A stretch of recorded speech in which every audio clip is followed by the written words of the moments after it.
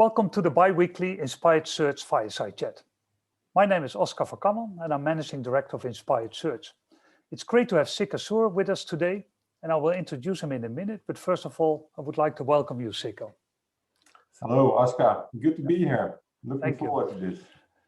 Sikko Zoer is Vice President, Global Supply Chain, Distribution and Logistics at Medtronic, one of the largest, if not the largest, medical device companies in the world.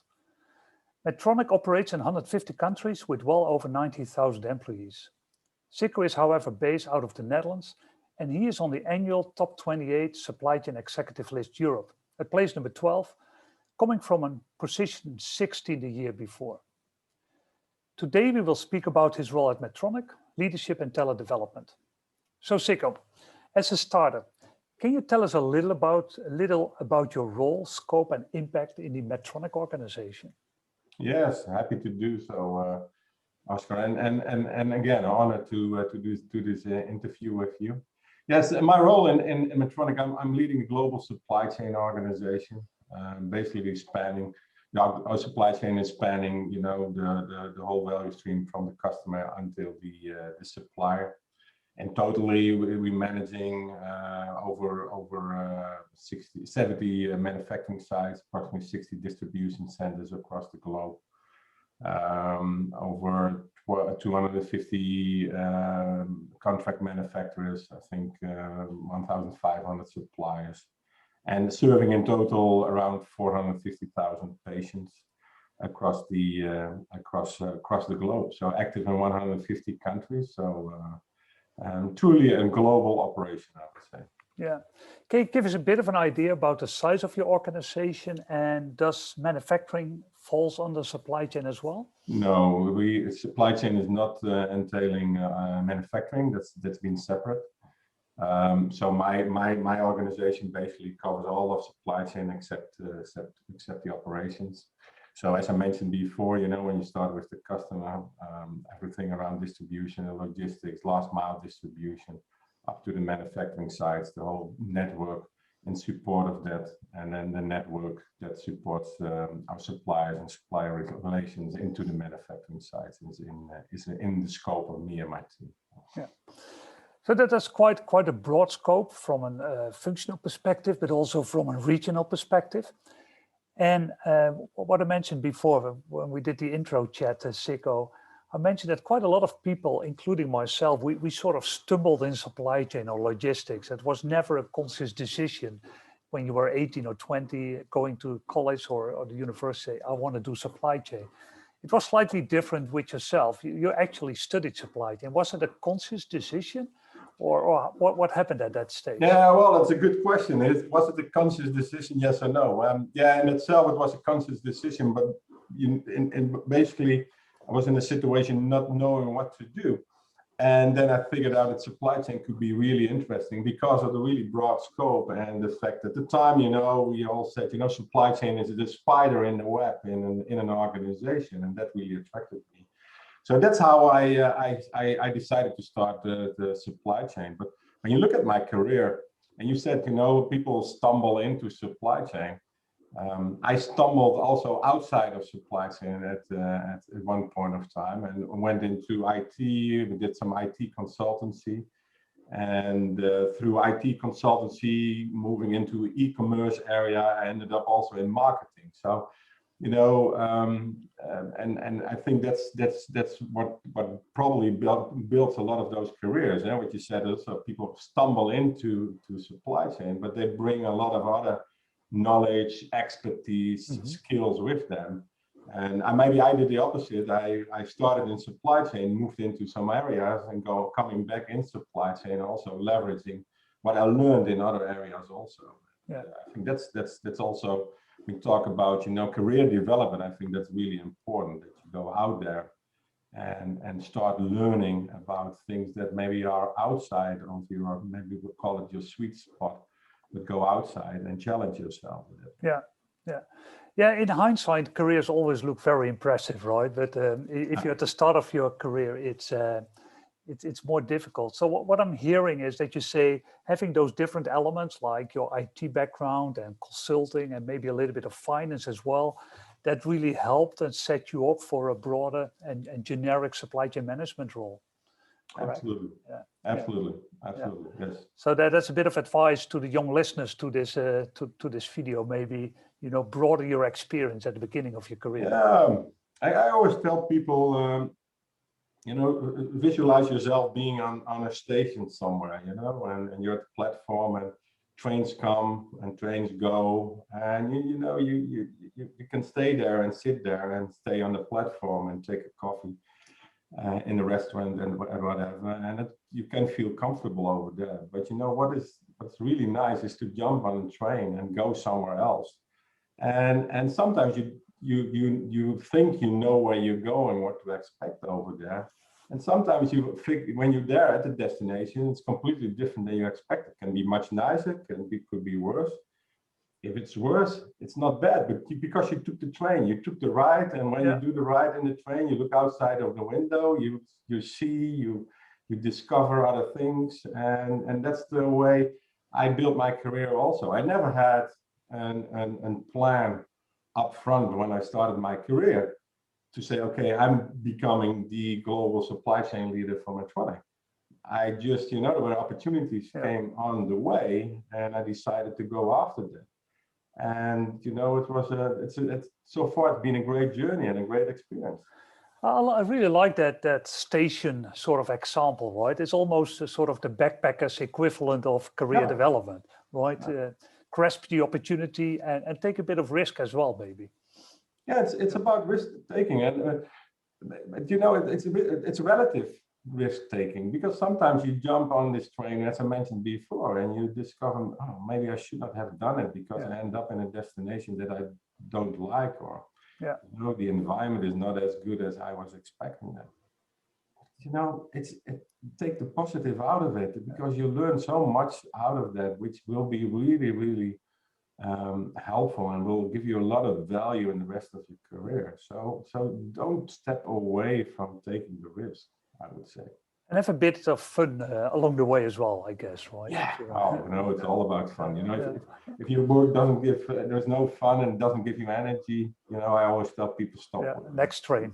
Next train. Hey, so we tend, or at least I tend to look at supply chain as quite a rational sort of discipline, right? Where we analyze figures and data and having systems in place and managing the process.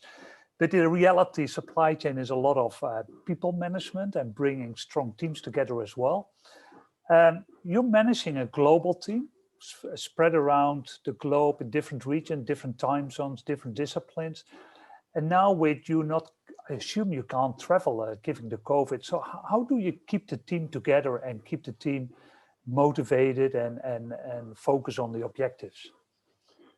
You basically need to do the extra mile and what you do typically on things that you should typically do when you're in a position like me, which is, you know, building the relations and maintaining the relations. Talk a lot with people, go out there and try to seek to understand what are challenges, have the conversation to find those opportunities. And normally you would do that, and I would step on a plane and fly to Singapore and sit down with the team, go out there visiting customers, visiting distribution center, whatsoever. You can't do that today. So basically what you need to do is basically intensify that with the tools and the means that we have. So like today also, you and me have this conversation through Zoom, and you need to leverage that, but you know, the intensity, the frequency in which you do that needs to go up dramatically. And on top of that, you know, also when you look at teams and how do you keep your team together, you know, what you truly miss, as I always call it, is that minute that you have together next to the coffee machine, which is really valuable. And how do you create the same environment where you still have, let's say, this more relaxed environment in which you can quickly touch base? And you know, one of the things that I do is we have I plan regular touch points with my direct team, at least multiple times per week. We have a half an hour, no agenda, Nothing Okay, yeah. People can come if they like, if they don't like it, they don't come. Most of the time, all my team is there. And sometimes we spend half an hour just making bad jokes, which is really funny, coming back to fun. And sometimes there is also a business issue that needs attention that we try to address as one team together. And on the other time, there's a multiple topics that come up, and people quickly want to touch base, and then you create this environment. It's not a coffee machine, but something similar where you quickly can exchange thinking and thoughts. Because I think that could be a pitfall, right, where you have only those well-planned, structured, sort of KPI type of and project type review meetings, and not having the time for this sort of chit-chats. Discussions. So you actually make time in your agenda, you schedule meetings to create also an atmosphere. We've had to have the meetings that I have with people, let's say it's in half an hour. We spend at least, spend at least 5, maybe sometimes 10 minutes just to have this chit chat. Because that helps to build that relationship. That's excellent. And so how would you describe your leadership style? And I know there isn't one leadership style, or at least not one term that covers the whole thing. And I think leadership is developing if you're going through your career as well. So can you tell a little bit about your leadership style and how that maybe evolved over the years? So I believe in the power of empowerment, in that sense that I give my people a lot of room and freedom to operate, act, and also decide themselves. So it's a lot about empowerment. I believe also in empathic leadership, because we touched on that before. It is a lot about humans and human beings working together, and that requires a certain style where people also feel happy and feel comfortable and also feel challenged. And I think also engagement, being really engaged as a leader is, in my opinion, really important. Next to maybe the more, let's call it, hard side of being a business leader, performance driven, driving a level of rigor in execution, etc., etc. On the other hand, that might be a little bit a Dutch approach as well. I worked quite a lot in India. I worked and lived in China.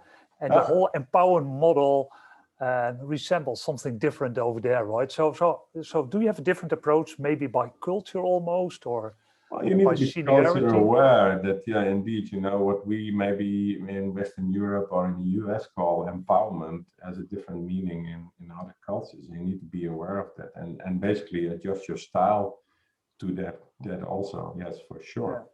But on the other hand, you see also, but it probably depends a little bit on the company that you're working in, also the culture in a company. You typically see also in other regions, at least in Medtronic, that people have basically a similar type of mindset in that sense. But the culture differences are there, and as a global leader, you need to be aware of that and also make sure that you adjust your style depending on the culture in which you operate. But empowerment also means that you will accept mistakes and failures of your teams, right? Which is sometimes in other cultures is a challenge. Absolutely. Absolutely. Are you comfortable with that, Sikko? Yeah, in itself, I am, it's you sometimes see in some cultures when you get a dashboard, it's all green because of that reason. And then it's a matter of asking the right questions to get the true status and make sure that people don't lose face. It's really important also. I remember my first time in China when I asked the team on their opinion, and they were all in shock because the boss didn't know, right? So absolutely. Also, So is this a management style that you grew into, or was it sort of part of who you are from the outset? No, I grew into that. When earlier in my career, I was this manager that wanted to know everything and almost was sort of a micromanager. And there was one So over time, I learned it was not the most effective way of managing your teams and coming to results. There was also one occasion when I was for Medtronic leading the European supply chain organization, and we have some larger distribution centers. One of them is in the Netherlands, in Heerlen in the Netherlands. And I thought I was a good boss by checking every day, you know, the dashboard and looking at the KPIs, etc. And you know, in this case, there was the inbound KPIs of the day before were not looking that well, and then I had the tendency, or what I did, I came out and asked a question, you know, and I thought I was a good leader because first of all, you know, driving performance, and you know, I thought that I showed interest in what people were doing in the inbound department. And then the leader of inbound came to me, and he's at one day, and typical Dutch manager came into my office, took a chair in front of my desk, sit down. He said, "Sikko, we need to talk." I said, "We need to talk? Yeah, well, you know, my door is always open. Start talking." He said, "Stop sending those emails." I said, "Why? You know, why should I stop sending those emails?" Because I think, you know, first of all, I'm the boss, I have the right to do so. And secondly, you know, I think, you know, I show interest. No, he said, "You know what you're doing. You know, first of all, you know, when you send an email, everybody in the organization drops everything out of their hands because they feel that they need to answer the question of the boss. And secondly, accept that there are glitches from time to time. It's up to us, me and my team, to fix it. And when we need you, we come to you, but don't come every time to us and ask basically indirectly the question for help." And that was an eye-opener for me, and that really changed. I was already on the path of changing my leadership team, but that truly changed the way I'm operating as a leader. That's a good story, and there is a lot of power in that also, that you can learn from the people in your teams. The learning doesn't necessarily have to come from the top, right? And speaking about that, if you're getting more and more to the top of the pyramid, getting honest feedback is quite difficult. And so do you have some sort of mentoring at all, or is that not something that works for you, Sikko? Yeah. Well, I have some mentoring. I have someone who supports me in that way also, which is usually is not in Medtronic, but someone that I talk to from time to time and exchange thoughts, especially on the side of leadership. Less on, you know, the more technical aspects of what's going on within supply chain in Medtronic, but more on leadership and how to build teams, but also how to be effective in sometimes a complex organization that Medtronic is. To find your way, and especially in terms of relationship building, etc. What's the best way to become successful? So on building those teams, and nowadays building high performance and especially resilient teams, right? That fits with your management style. Do you have a certain approach to that, or is there a lot of gut feel as well that you're working with? Well, it's gut feel to a certain extent, but on the other hand, you know, it's a lot of. So when you look at teams, most of the time we don't build teams from scratch. We're almost never in a situation that we can build a team from scratch and hire those people that we think are the best people. So you also inherit most of the time and team, and then it's really hard work and working a lot with the team to first of all get a good understanding amongst each other. What are my expectations as a leader towards the team, and what's the team expectation towards me, and really get to know each other. And then have and I spend a lot of time with my teams to really come together as a team. And what I believe in, I talked about empowerment, is also the concept of ownership. You know, there are many people and many teams that always feel victim of what's happening, and basically say, yeah, what can I do? And I believe more in the concept of ownership and personal ownership, but also team ownership, and try to drive it. And that has a lot to do with mindset. You know, do you look at something as a problem or as an opportunity? Yeah. And when you look at it as an opportunity, you know, the world looks completely different. Yeah. And the world within China, supply chain and in general, the whole world is changing so rapidly with new technologies, with new dynamics, disruptions all over the place. So what would you consider as the key attributes for the sort of the future supply chain leaders? I think it's know how to manage or handle ambiguity. I think is really important, because we are in a world that's changing, and the pace of change is going dramatically up. I think it's a lot about leadership style. What I mentioned before, you know, the old-fashioned way of direct leadership is gone. It's more indirect leadership. You see it also even in, you know, the way we work. You know, traditionally people came to office from 9 to 5. You know, and a lot of managers also managed on presence. Now in this new normal that we are moving into, and more virtual working, but also not working from home, etc., etc. You know, your style needs to be more. You need to manage the results and help your people to come to that result. So you become more an enabler than maybe a direct manager. I think that's really important. I think, you know, inclusiveness and diversity. You know, seeing the power of diversity, I think is key for a leader. You see that most diverse companies and most diverse teams are the most successful. And there's a lot of talking about it, but getting there is... That's an interesting, because there are different elements of diversity, but if you just look at females in supply chain, right? Well, what do people like yourself and me, well, what do we need to do to attract more women into the supply chain? I think it's getting better already, but we still have a way to go.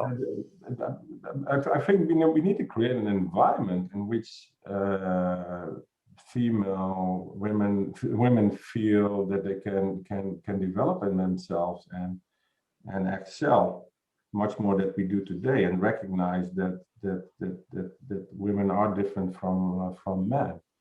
And there's a lot that has to do also with, it starts already with the selection process, I think, you know, the hiring process.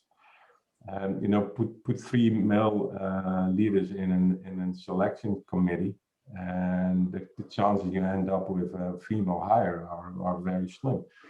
You know, so and it's what everybody is talking about, you know, making sure that we create that environment. But there's also a lot of bias, this unconscious bias, I think, with a lot of male leaders about women and behaviors of women that they see as something which doesn't fit their expectations, and as such it's becoming negative. And I think you need to look at it again, you know, it's something different, and make sure that you look at it as a strength. And I think what I said, we're doing better already as an industry. I think if you look to our talent team, half of them are women, right? Young professionals, and that's not because we're so great, but that's just because there is a better outflow of the universities. It's a better mix. So that gives me... But my concern is not necessarily there, Oskar. It's more about, you know, how do we develop then women also through the rest of their career? You know, you know, there are a lot of students coming from university, etc., and you see much more female students, which in itself helps us. That the inflow is percentage-wise is much bigger. But you know, I think a lot of female leaders, female team members run into, you know, this glass ceiling at one point. And they are at all levels. There are all levels, not only leadership, but even if you, as an individual, want to develop yourself. You see this. And that's only one aspect of diversity. We sort of going to wrap up, Sikko, but if you would, so that's the classical question, right? If you would give the young Sikko one advice, but let's put it differently. If you would give one advice to the current graduate supply chain students to develop their careers, what would that advice be? Be open for the opportunity. I'm referring back to my story about the station. Just go out there, you know, discover. Doesn't matter in which direction you want to develop yourself, but go out there. Don't stay where you are. Yeah. That's the worst thing you can do. I'll remember that one. That's the career development as a backpacker, right? Yeah. Just grab the opportunity. I really like it. Final question, and we haven't spoken too much about Medtronic and your supply chain challenges, but and we try to close up with that question. But if you had a magic wand, right? So you could do one wish. What would you like to change in your supply chain organization, or maybe to that into yourself? Well, in my own organization, I think this is something that the industry that I'm active in should become much better. Is become much more customer centric. We are a really patient focused industry, so there is a lot of focus for the patient, and let's call it the clinical side of what we're doing. But I think also the customer, which are hospitals, distributors, etc., and incorporate much more their needs and their wishes in what we do in supply chain, and translate that end to end into our supply chain. It's something that I would wish. So that's more the design from the client backwards rather than the other way around. Excellent. Hey, perfect. So it was an absolute pleasure speaking to you, Sikko. So thank you very much for your time. You're welcome. All the best, and looking forward to speak to you soon. Okay, thank you. Take See you care. soon. Bye-bye.